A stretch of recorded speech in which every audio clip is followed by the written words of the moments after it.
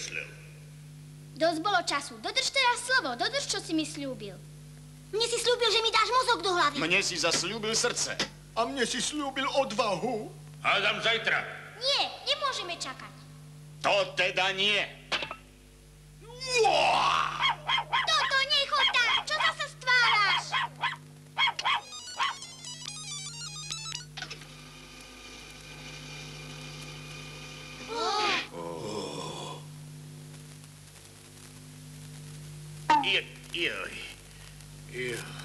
Joj, moja hlava. A ty si kto? Joj, zlož sekeru, prosím ťa. Ja som ten kráľ, naozaj som kráľ. Zlož sekeru. Čo?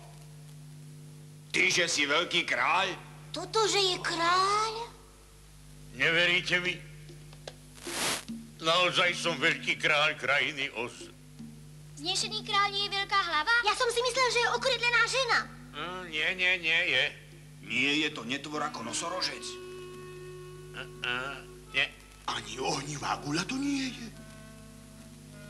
Mýlite sa aj máte pravdu. Poďte sa pozrieť. Túto veľkú hlavu som zavesil zo stropu na kus drôtu, potom som skrytý za priehradkou hýbal jej očami a ústami pomocou dômyselne upravených nití. On nás vlastne podviedol. Ale ako si tak menil hlas? Som dobrý bruchomluvec. Viem ľahko napodobniť hociaký ľudský i zvierací hlas. Ale potom si vlastne klamár. Nejaký klamár. Som veľký čarodej, ktorý ovláda svoje kúzla. Pravdu povediac, inak som obyčajný človek, ktorý sa narodil v Omahe. V Omahe? Ale vidieť to iba kúsok od Kansasu. Veru kúsok. Ako si sa z takej diaľky dostal sem? Je to vlastne celkom jednoduché. Kedysi som pracoval v cirkuse. Lietal som na balóne, až kým sa mi jedného dňa nedopatrením mne otrhlo lano so závažím. Dlho som sa potom vznášal vo vzdušnom prúde nad oblakmi.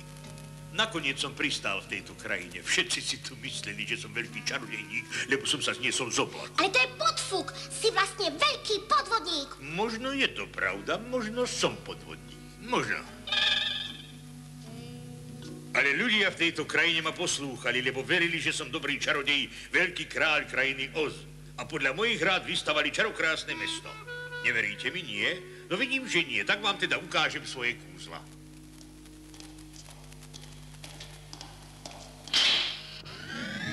Ja som veľký kráľ Oz. Prosím ťa, veľký kráľ, daj mi odvahu, ako si mi sľúbil.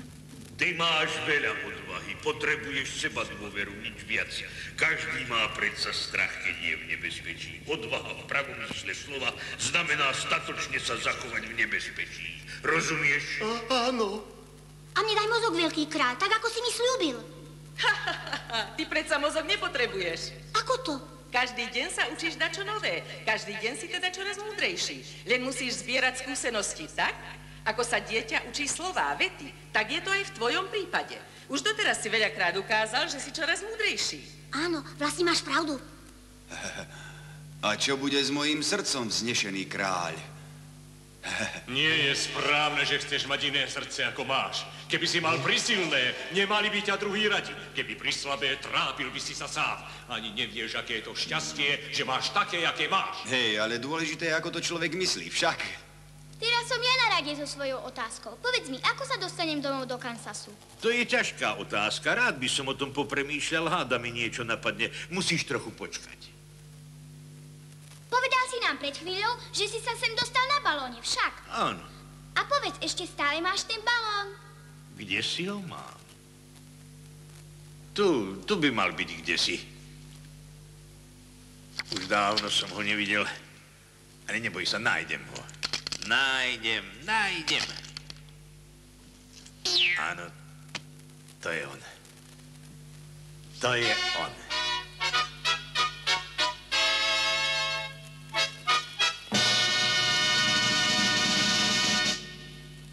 Teraz sa chystám navštíviť staršieho brata, ktorý žije na oblaku.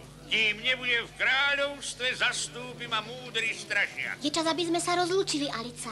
Teraz sa už konečne dostanem domov vďaka tomu, že aj veľký kráľ zatúžil po domove. Ďakujem ti, Alica. Nebyť teba, bol by som do smrti ostal na čisto zbabelý. Áno, to je pravda.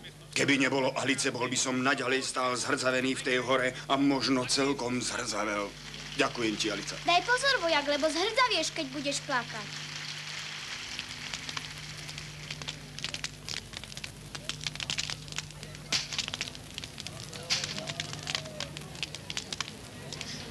Nastúp, Alica, vietor práve fúka správnym smerom, je najvyšší čas. Hej, poď toto. Alica! Alica! Hej, toto! Kde ideš? Nastúp rýchlo, lebo balón sa neudrží. Čo sa stalo? Toto!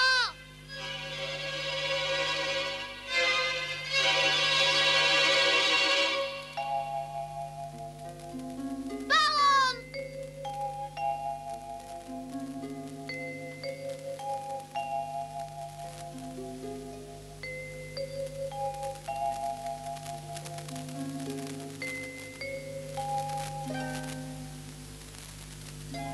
Balón je preč.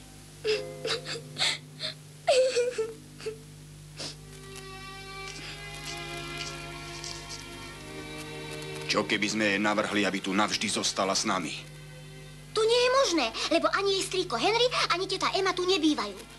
Teraz nám nič iné nezostáva, len aby sme sami vymysleli, ako sa Alica dostane čo najskôr domov, do Kansasu. Netreba sa strachovať. Nebuď smutná, Alica. Uvidíš, že sa čoskoro dostaneš domov. Nestrácaj nádej. Och, toto! Toho psíka som našla v zámku. Môj toto! Ďakujem ti, ďakujem. Ale odkiaľ vieš, ako sa ja volám? Som dobrá čarodejnica z južnej krajiny. A ak chceš vedieť meno, volám sa Grinda. Tak ty si tá dobrá čarodejnica? Áno, počula som, že veľmi túžiš ísť do Kansasu, tak som ti prišla povedať, ako sa dostaneš domov. Poznáš spôsob, ako sa dostanem do Kansasu? Balón sa už nedá použiť, lebo uletel aj s veľkým kráľom. Balón už nie, ale ostali tvoje strieborné topánky. Stačí 3-krát klepnúť pod pätkami strieborných topánok a vysloviť názov miesta, kde sa chceš dostať. Vo chvíli sa na to miesto dostaneš. Tak máš šťastie aj ty, Alica. Už druhýkrát sa lúčime, kamaráti moji. Dobre sa majte. Milá Alica, nie že na nás zabudneš, keď budeš v Kansase. Nie, nezabudnem. Nepoznám odvážnejšieho leva ako si ty. Ďakujem ti, že si ma toľkokrát zachránil, keď som bola v nebezpečenstve. Ty urob z mesta Smaragdov ešte nádhernejšie mesto. Máš na to dosť múdrosti. Aha. Milý vojak, dávaj si pozor na dážď. Bolo by s tebou zle, keby si zhrdzavel. A ty, Grinda, prosím ťa, pomáhaj im vždy, keď budú v núdzi, dobre?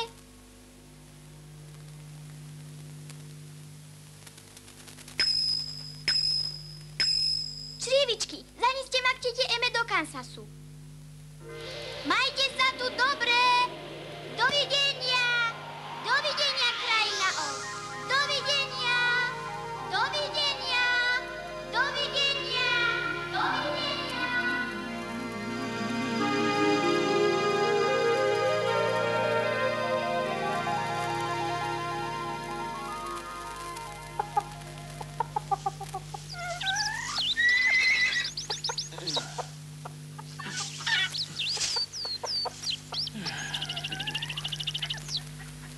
Ema! Poď rýchlo sem a pozri nahor! Nevyrušuj. Mám teraz veľa práce, veď dobre vieš. Pozri sa, aká krásna dúha je tam. Pozri sa tam. Jaj, to je krása. Kto vie, či ju aj Alica vidí? Netáraj, tá už chudinka iste nežije. Žije. Viem, že je naživé a myslí na nás. Á, ty, nepočul si aj ty niekde na blízku zaštekať tota? Ale keby si netárala.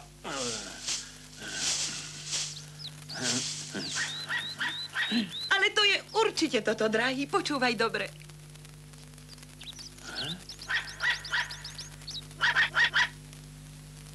Toto sa vracia. Veď je to toto. Alica moja. Teta Ema, strýko Henry. Alica.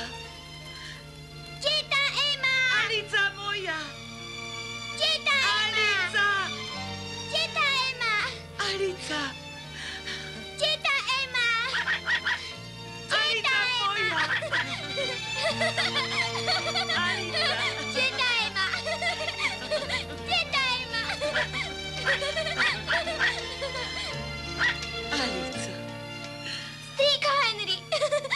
Alica, moja Alica.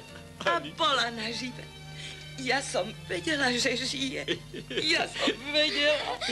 Odnieslo ma tornádo, vieš, strýko Henry? Hej, ale kde si bola taký dlhý čas? Bola som v krajine Oz. Kde je to krajina Oz, Alica? No Oz! O takej krajine som nikdy nepočul. Kde je to? Krajina Oz je za tou dúhou. Áno, tam za tou dúhou a ja som v nej bola.